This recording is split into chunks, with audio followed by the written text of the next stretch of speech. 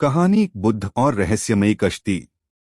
एक बार गौतम बुद्ध अपने शिष्यों के साथ एक घने जंगल से गुजर रहे थे। चलते चलते वे एक गहरी और तेज बहाव वाली नदी के किनारे पहुंचे। नदी इतनी भयानक थी कि उसे पार करना आसान नहीं था। शिष्य घबरा गए। भगवान, अब हम क्या करें? इस नदी को पार करना तो असंभव लग रहा है। तभी बुद्ध शांत मुस्कान के साथ बोले, धैर्य रखो, समाधान अवश्य मिलेगा। कुछ देर बाद उन्हें किनारे पर एक पुरानी टूटी फूटी कश्ती दिखाई दी। कश्ती बहुत मजबूत नहीं थी, लेकिन पार जाने का यही एक सहारा था। शिष्यों ने डरते हुए कहा, यह कश्ती कभी भी टूट सकती है।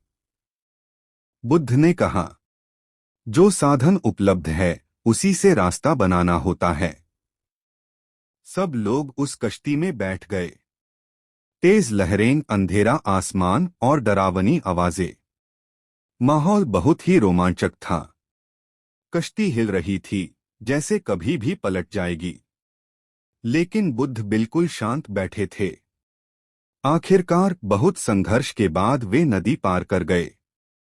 असली सीख, सबसे बड़ा ट्विस्ट।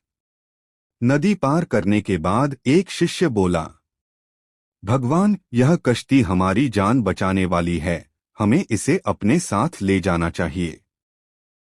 बुद्ध मुस्कुराए और बोले, जब नदी पार हो गई तो कश्ती का क्या उपयोग? अगर हम इसे सिर पर उठाकर चलेंगे तो यह बोझ बन जाएगी। सीख, जीवन में कुछ चीजें सिर्फ एक समय के लिए होती हैं। सही समय पर उन्हें छोड़ देना ही समझदारी है। जो मदद करे उसका सम्मान करो, लेकिन उससे चिपके मत रहो।